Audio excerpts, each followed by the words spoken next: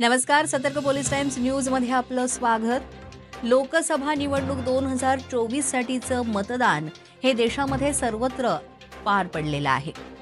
लोकसभा निवडणूक 2024चं मतदान सर्व टप्प्यातलं पूर्ण झालेलं आहे आणि आता उत्सुकता लागून राहिली 3 निकालाची.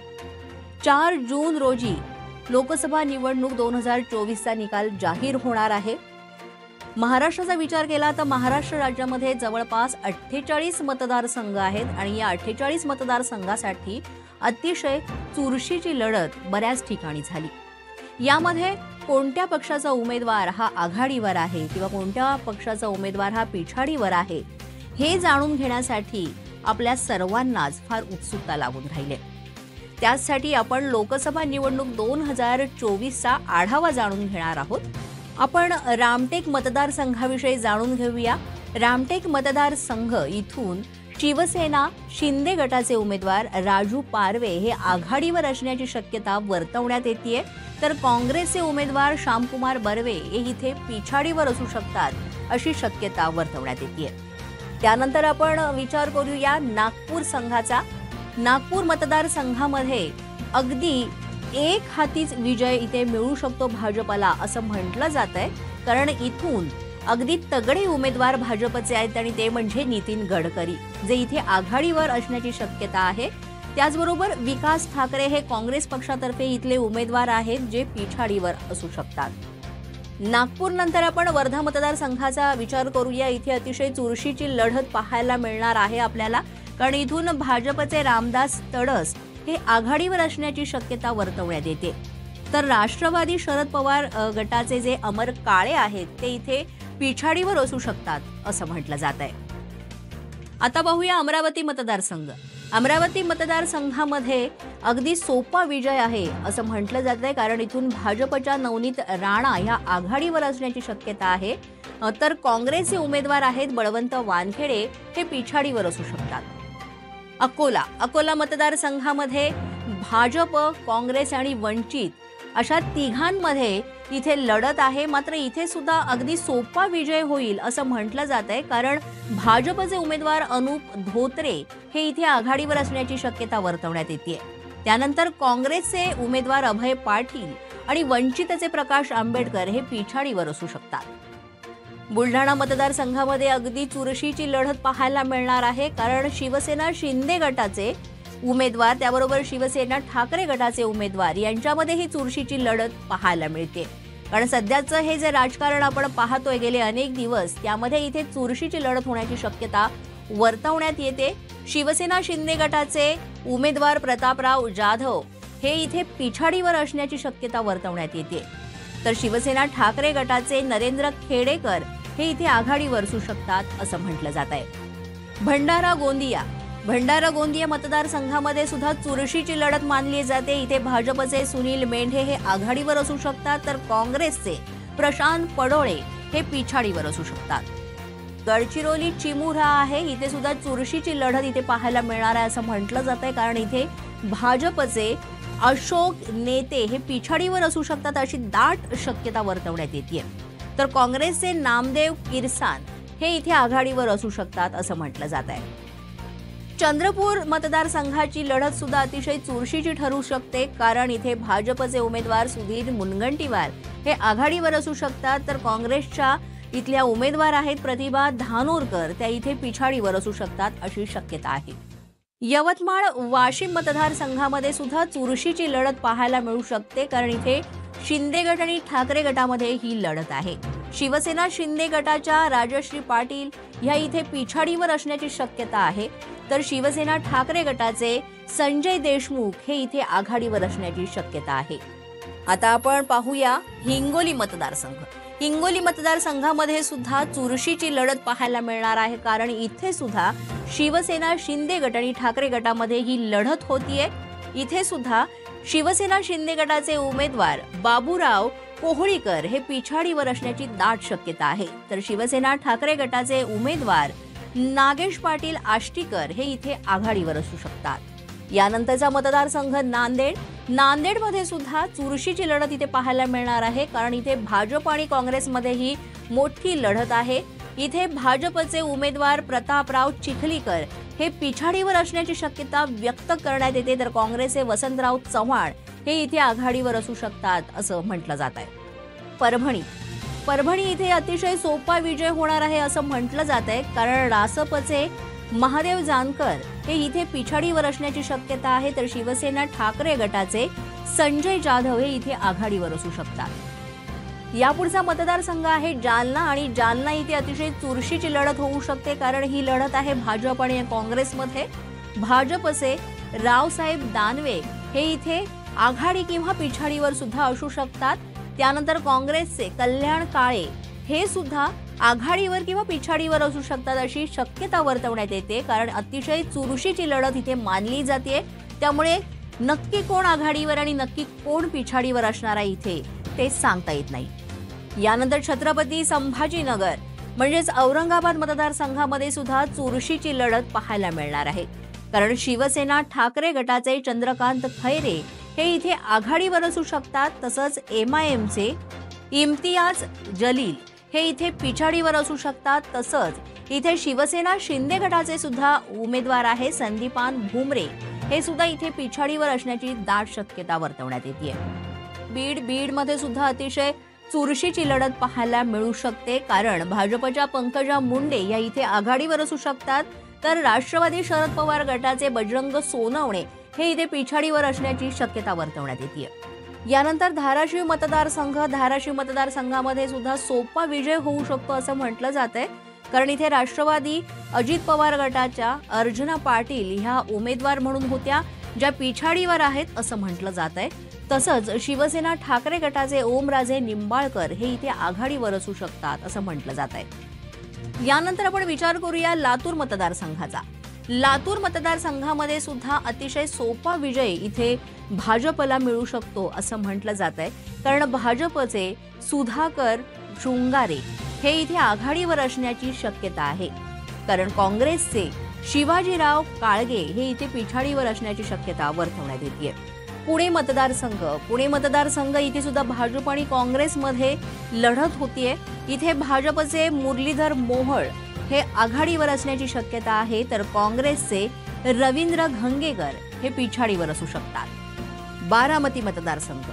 बारामती मतदारसंघामध्ये अतिशय चुरशीचे आणि प्रतिष्ठेची लढत इथे होणार आहे, कारण राष्ट्रवादी काँग्रेस पक्ष शरद पवार गट आणि राष्ट्रवादी काँग्रेस पक्ष अजित पवार गट यांच्यामध्ये ही लढत होतीये.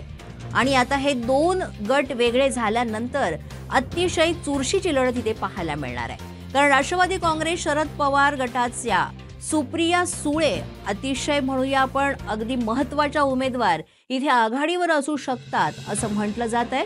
तसंच राष्ट्रवादी काँग्रेस अजित पवार गटाच्या सुनेत्रा पवार इथे पिछाडीवर असण्याची शक्यता वर्तवण्यात येते. शिरूर मतदारसंघामध्ये एक हाती विजय किंवा सोपा विजय इथे मिळू शकतो असं म्हटलं जात आहे, कारण राष्ट्रवादी काँग्रेस शरद पवार गटाचे अमोल कोल्हे हे इथे आघाडीवर असू शकतात. तसंच राष्ट्रवादी काँग्रेस अजित पवार गटाचे शिवाजीराव आढळराव पाटील हे इथे पिछाडीवर असू शकतात असं म्हटलं जात आहे.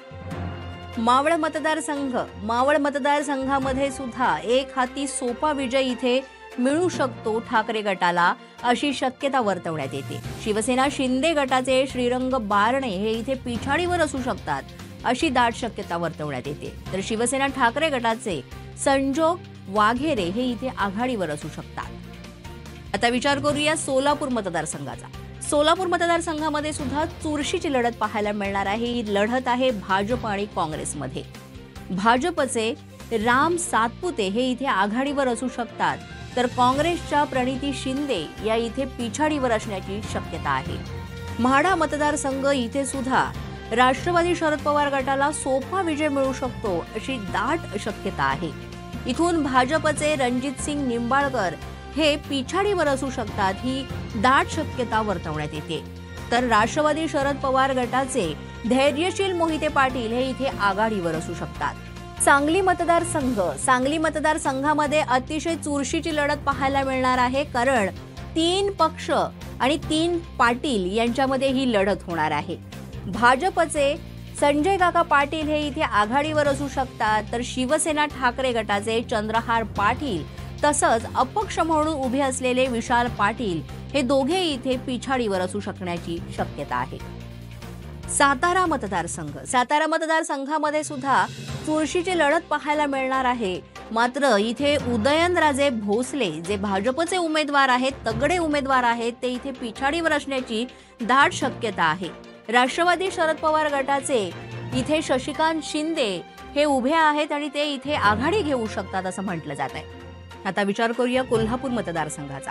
कोल्हापूर मतदारसंघामध्ये सुद्धा चुरशीची लढत मानली जाते. इथे शिवसेना शिंदे गटाचे संजय मंडलिक हे इथे पिछाडीवर असू शकतात, तर काँग्रेसचे उमेदवार शाहू महाराज छत्रपती हे इथे आघाडी घेऊ शकतात अशी शक्यता आहे. हातखणंगले मतदारसंघामध्ये चुरशीची लढत पाहायला मिळू शकते अशी शक्यता आहे. शिवसेना शिंदे गटाचे धैर्यशील माने हे मात्र इथे पिछाडीवर असू शकतात असं म्हटलं जात आहे. तर शिवसेना ठाकरे गटाचे सत्यजित पाटील हे इथे आघाडी घेऊ शकतात. त्यासोबत आणखीन एक इथे उमेदवार आहेत, ते म्हणजे स्वाभिमानी शेतकरी संघटनेचे राजू शेट्टी, जे इथे पिछाडीवर असू शकतात असं म्हटलं जात आहे. नंदुरबार मतदारसंघामध्ये सुद्धा चुरशीची लढत पाहायला मिळू शकते. मात्र इथे काँग्रेसचे गोवाल पडवी हे आघाडीवर असू शकतात, तर भाजपच्या हिना गावी त्या पिछाडीवर असण्याची शक्यता आहे. आता बोलूया धुळे मतदारसंघाविषयी. धुळे मतदारसंघामध्ये सुद्धा चुरशीची लढत पाहायला मिळू शकते. मात्र इथे भाजपचे सुधाकर भामरे हे आघाडीवर असू शकतात. तसंच काँग्रेसच्या शोभा बच्छाव या इथे पिछाडी घेऊ शकतात असं म्हटलं जात आहे.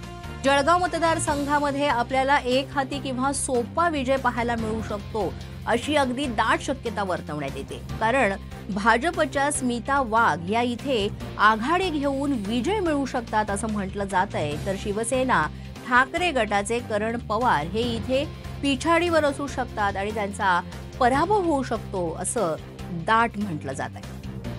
रावेर मतदारसंघामध्ये सुद्धा आपल्याला सोपा विजय पाहायला मिळू शकतो असं म्हटलं जात आहे. कारण भाजपच्या उमेदवार रक्षा खडसे या इथे आघाडी घेऊन विजय मिळवू शकतात असं बोललं जात आहे. तर राष्ट्रवादी काँग्रेस शरद पवार गटाचे श्रीमंत पाटील तर राष्ट्रवादी शरद पवार गटाचे श्रीराम पाटील हे इथे पिछाडी घेऊ शकतात आणि त्यांचा इथे पराभव होऊ शकतो असं म्हटलं जात आहे. यानंतर दिंडोरी मतदारसंघामध्ये सुद्धा चुरशीची लढत होऊ शकते अशी शक्यता आहे. भाजपच्या भारती पवार इथे आघाडी घेऊ शकतात, तर राष्ट्रवादी शरद पवार गटाचे भास्कर भगरे हे इथे पिछाडी घेऊ शकतात. आता बोलूयात नाशिक मतदारसंघाकडे. नाशिक मतदारसंघामध्ये सुद्धा चुरशीची आणि प्रतिष्ठेची लढाई पाहायला मिळू शकते. कारण ही लढत होणार आहे ठाकरे गट तसंच शिंदे गटामध्ये. शिवसेना ठाकरे गटाचे राजाभाऊ वाजे हे इथे आघाडी घेऊ शकतात, तसंच शिवसेना शिंदे गटाचे हेमंत गोडसे हे इथे पिछाडी घेऊ शकतात असं म्हटलं जात आहे. अहमदनगर मतदारसंघामध्ये सुद्धा चुरशीची लढत पाहायला मिळू शकते. कारण भाजपचे सुजय विखे पाटील हे इथे पिछाडी घेऊ शकतात, तसंच राष्ट्रवादी शरद पवार गटाचे निलेश लंके हे इथे आघाडी घेऊ शकतात. कारण अगदी कोरोना काळापासून निलेश लंके यांचं काम अतिशय उल्लेखनीय आहे, त्यामुळे हा अंदाज वर्तवण्यात येतोय. शिर्डी मतदारसंघ इथे सुद्धा चुरशीची लढत पाहायला मिळणार आहे, प्रतिष्ठेची लढत पाहायला मिळणार आहे. कारण शिवसेना शिंदे गट आणि ठाकरे गटामध्ये ही लढत आहे आणि हे उमेदवार इथे आमने सामने आहे. शिवसेना शिंदे गटाचे सदाशिव लोखंडे हे इथे पिछाडीवर असू शकतात, तर शिवसेना ठाकरे गटाचे भाऊसाहेब वाघचौरे हे इथे आघाडी घेऊ शकतात असं म्हटलं जात आहे. पालघर मतदारसंघामध्ये सुद्धा सोपा विजय पाहायला मिळू शकतो असं म्हटलं जात आहे. कारण शिवसेना ठाकरे गटाच्या भारती कांबडी या इथे पिछाडी घेऊ शकतात, तर भाजपचे हेमंत सावरा हे इथे आघाडी घेऊ शकतात अशी शक्यता वर्तवण्यात येते. भिवंडी मतदारसंघाविषयी बोलताना इथे लढत चुरशीची होऊ शकते असं म्हटलं जात आहे. मात्र कपिल पाटील हे भाजपचे उमेदवार इथे पिछाडी घेऊ शकतात अशी शक्यता वर्तवण्यात येते. तर राष्ट्रवादी शरद पवार गटाचे सुरेश म्हात्रे हे इथे आघाडी घेऊ शकतात अशी दाट शक्यता आहे. कल्याण लोकसभा मतदारसंघामध्ये एक हाती अगदी सोपा विजय इथे मिळू शकतो असं म्हटलं जात आहे शिवसेना शिंदे गटाला. कारण शिवसेना शिंदे गटाचे डॉक्टर श्रीकांत शिंदे हे इथे आघाडी घेऊ शकतात, तसंच शिवसेना ठाकरे गटाच्या वैशाली दरेकर या इथे पिछाडी घेऊ शकतात असं म्हटलं जात आहे. त्यामुळे श्रीकांत शिंदे हे कल्याण लोकसभा मतदारसंघातनं आघाडी घेऊन ते इथे विजय प्राप्त करू शकतात असं म्हटलं जात आहे. आता बोलूया ठाणे मतदारसंघाविषयी. ठाणे मतदारसंघामध्ये सुद्धा अतिशय चुरशीची आणि प्रतिष्ठेची लढाई आहे ठाकरे गट आणि शिंदे गटासाठी. शिवसेना ठाकरे गटाचे राजन विचारे इथे ते आघाडी घेऊ शकतात असं खूप म्हटलं जाते, अशी खूप दाट शक्यता वर्तवण्यात येते. तर शिवसेना शिंदे गटाचे नरेश म्हस्के हे इथे पिछाडी घेऊ शकतात अशी शक्यता आहे. उत्तर मुंबई मतदारसंघामध्ये अगदी सोपा विजय इथे भाजपला मिळू शकतो असं म्हटलं जाते, कारण पियुष गोयल हे भाजपचे उमेदवार इथे आघाडी घेऊ शकतात, तर भूषण पाटील हे काँग्रेसचे उमेदवार इथे पिछाडी घेऊ शकतात अशी शक्यता आहे. उत्तर पश्चिम मुंबईमध्ये अगदी सोपा विजय शिवसेना ठाकरे गटाला मिळू शकतो असं इथे म्हटलं जात आहे, कारण शिवसेना ठाकरे गटाचे अमोल कीर्तीकर हे इथे आघाडी घेऊ शकतात, तर रवींद्र वायकर हे शिवसेना शिंदे गटाचे उमेदवार आहेत जे पिछाडी घेण्याची शक्यता आहे. उत्तर पूर्व म्हणजेच ईशान्य मुंबई इथे चुरशीची लढत पाहायला मिळू शकते भाजप आणि शिवसेना ठाकरे गटामध्ये, कारण भाजपचे मिहिर कोटेचा हे इथे पिछाडी घेऊ शकतात, तर शिवसेना ठाकरे गटाचे उमेदवार संजय दिना पाटील हे इथे आघाडी घेऊ शकण्याची शक्यता आहे. आता विचार करूया उत्तर मध्य मुंबईचा. उत्तर मध्य मुंबई मतदारसंघामध्ये भाजप आणि काँग्रेसमध्ये लढाई आहे, लढत आहे.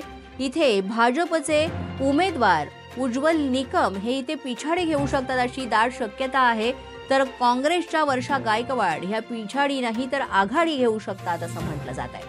दक्षिण मध्य मुंबई मतदारसंघामध्ये अगदी एक हाती सोपा विजय इथे शिवसेना ठाकरे गटाला मिळू शकतो अशी शक्यता वर्तवण्यात येते. शिवसेना शिंदे गटाचे राहुल शेवाळे मात्र पिछाडीवर असू शकतात, तर शिवसेना ठाकरे गटाचे अनिल देसाई हे इथे आघाडी घेऊ शकतात.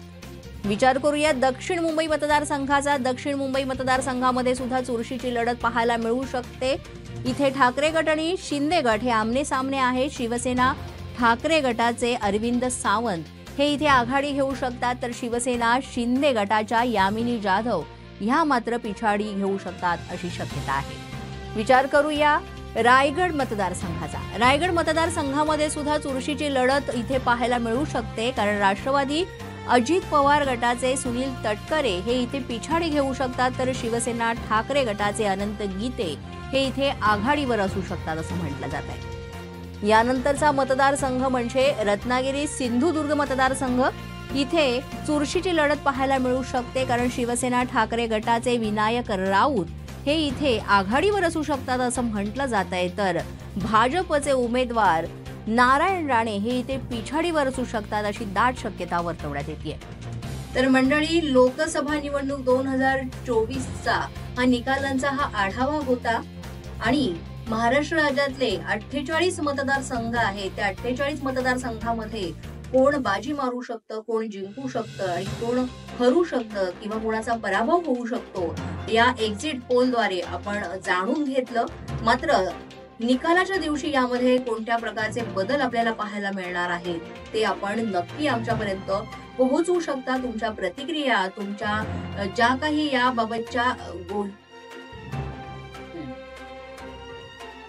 प्रतिक्रिया तुम्ही आमच्यापर्यंत नक्की पोहोचू शकता. तुम्हाला काय वाटतं, कुठल्या मतदारसंघामधनं कोण विजयी आणि कोण पराभूत होणार आहे, तर याविषयी सुद्धा तुम्ही आम्हाला कमेंट करू शकता. त्याबरोबरच आमचे व्हिडिओ तुम्ही लाईक करू शकता, शेअर करू शकता आणि सबस्क्राईब सुद्धा करू शकता.